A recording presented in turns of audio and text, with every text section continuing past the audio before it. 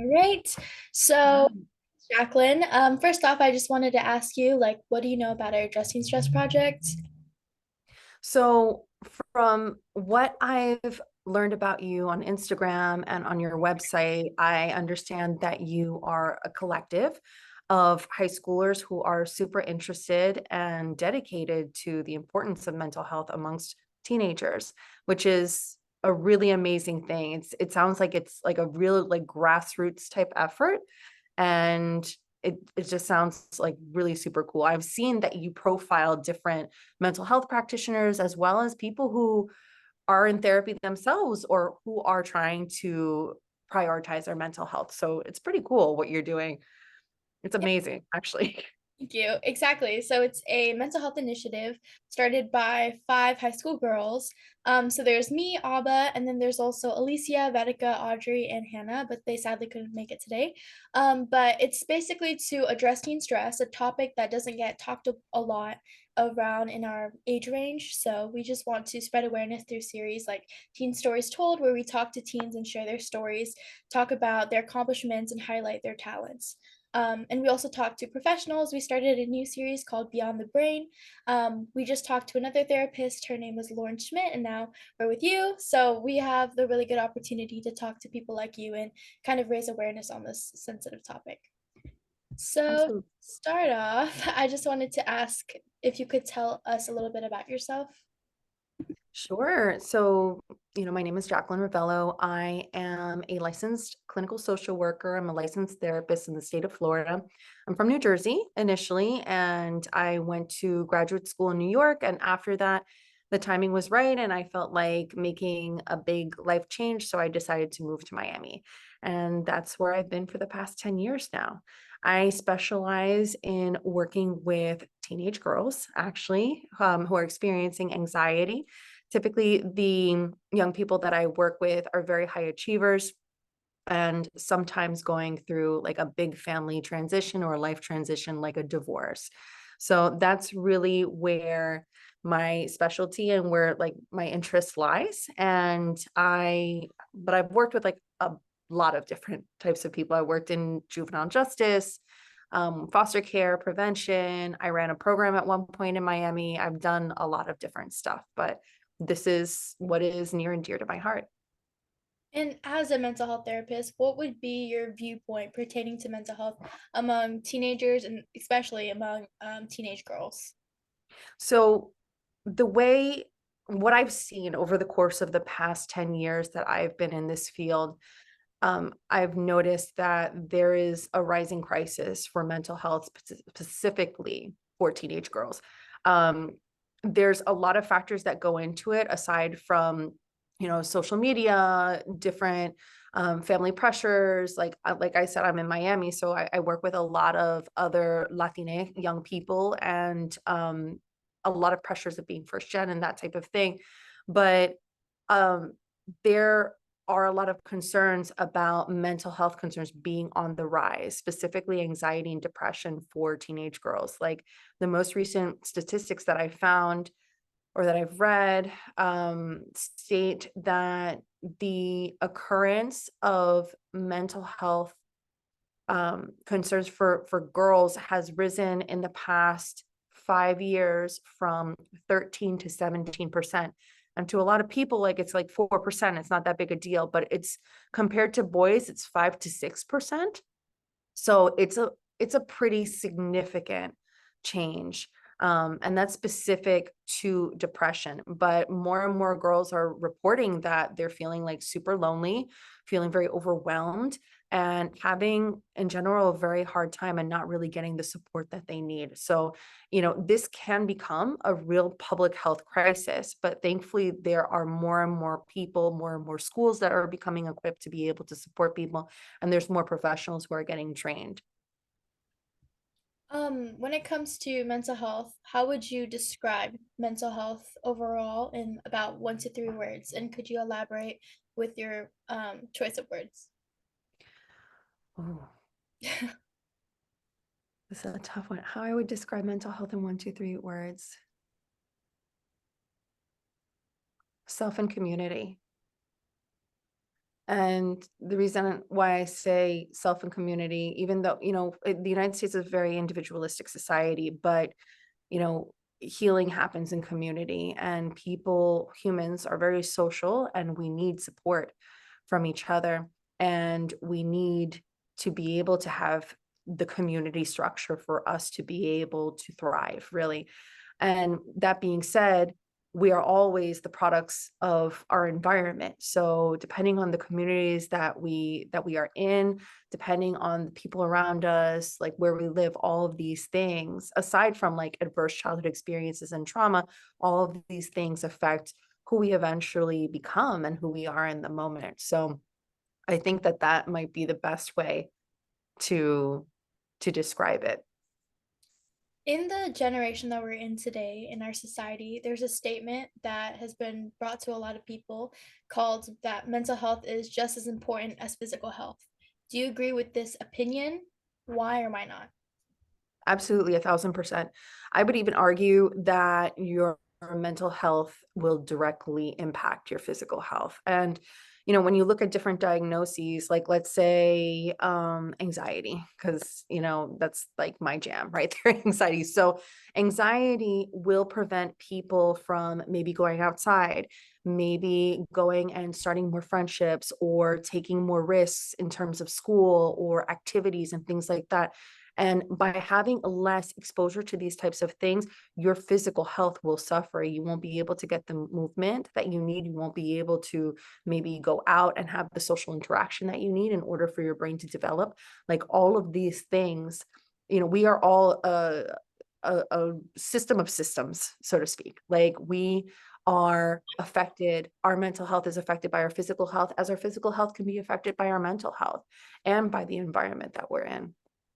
As a therapist, and you have a bunch of clients that are teenage girls, what do you think is the number one cause of stress among this age group?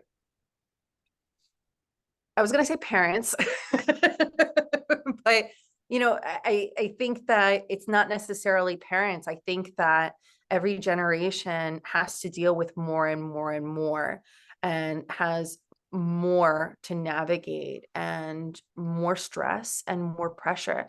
And like looking back, my parents are baby boomers. I'm a millennial and like an older millennial, and seeing now like young people, like the technology and the pressure that I faced as a teenager does not compare at all to that of young people today. So I would just say,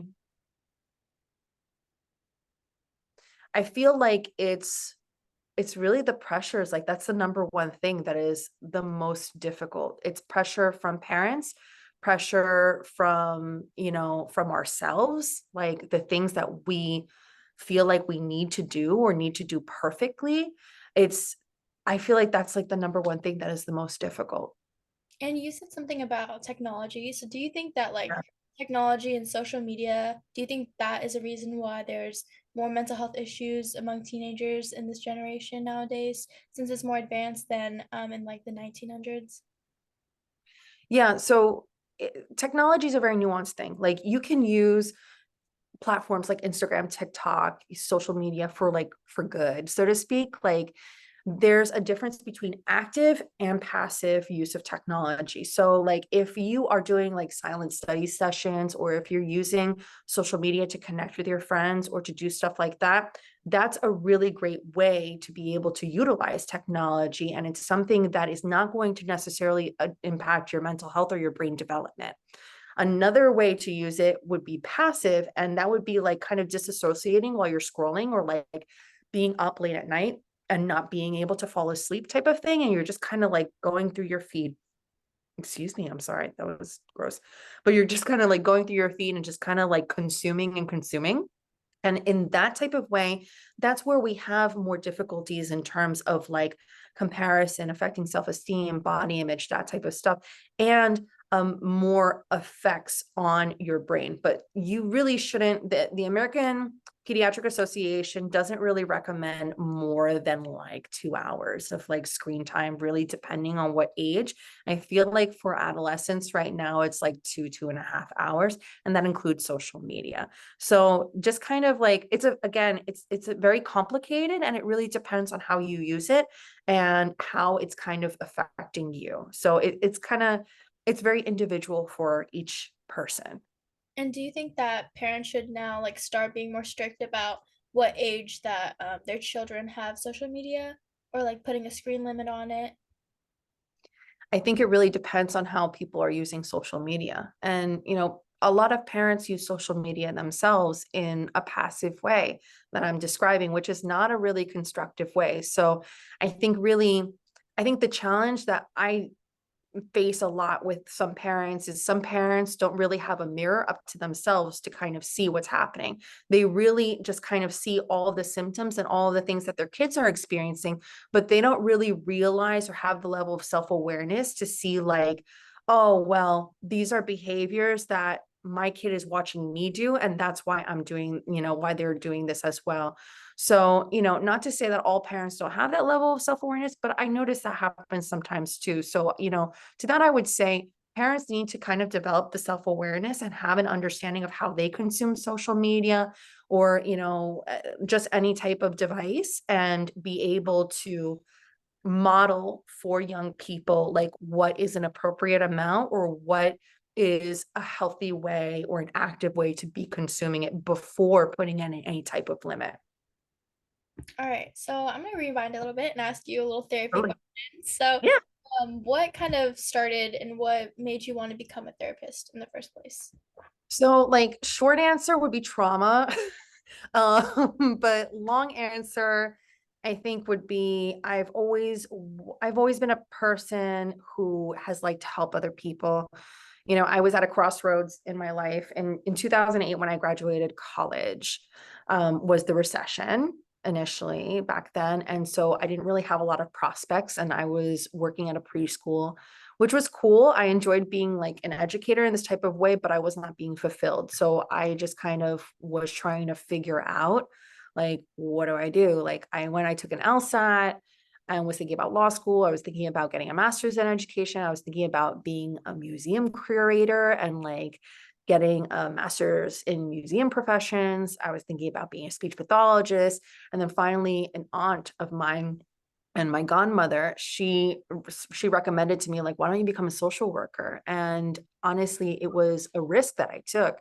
I did very little research, like embarrassingly little research, and I was like, you know what, let me just apply and see what happens. And, worst case scenario, I'll transfer to another program. I'll transfer to law school or transfer to a business school or do whatever. I'll figure it out then. And I realized on like the first day that I went there, I saw a talk with Mimi Abramowitz, who is like an old school like social work academic, and the talk was on systemic racism throughout the United States, from the I want to say in the 20th century, and talked about like redlining and all of these like systemic, inequities that have continued to be perpetuated throughout, the history of the United States. And like at that moment, I was like, yeah, like this is exactly where I want to be. Like this is the thing, because it was able to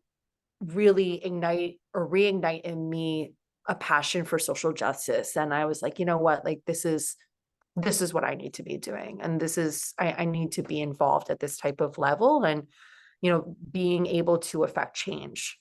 So long story short, that's what it was. But ultimately, a lot of people go into this field, into the helping professions, because they've been through something themselves. Like my specialty is working with high achieving, anxious teen girls experiencing their parents' divorce. And like that was me when I was 15 years old, and like over functioning and using my achievements as like my coping strategy and like to dictate my self-worth. And I think that it's something that is very, very difficult to navigate, and having somebody who understands that makes makes it so much easier to be able to engage in therapy and to get back to a place where you're thriving. So I give you a very long answer. To add on with another therapy question, what do you think is a misconception that many people have about therapists? So I think that the biggest one is that therapy is limited to Freudian psychoanalysis. Um, a lot of clients that I work with are surprised when I bring in like oracle cards or like crystals or something like that, because like I have a little bit of a witchy side that is now calling some of my attention.